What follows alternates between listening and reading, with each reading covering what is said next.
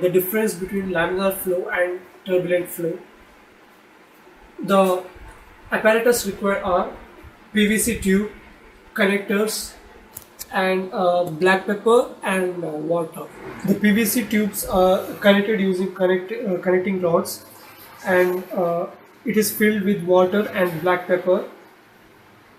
Here in this tube we have fixed a stone to create a turbulent flow, and in this there is no stone and the water can freely move inside the tube.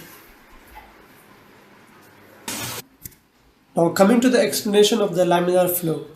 In fluid dynamics, laminar flow occurs when a fluid flows in parallel layers with no disruption between the layers. Now here in this tube you can see the movement of pepper particles in a streamlined motion.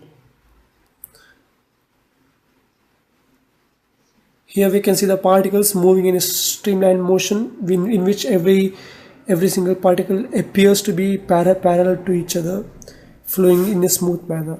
This tube here is to explain about the turbulent flow. Here we have fitted with a stone to create a turbulent motion. So what is turbulent flow? In turbulent flow, the fluid flows irregularly in which the flow lines intersect each other, and the speed of the fluid at a point is continuously undergoing changes in both magnitude and direction. Here in this tube we can see the pepper particles moving in a turbulent motion. See, here's the stone, and when the pepper particles come from this side, we can see the swirling motion around the stone.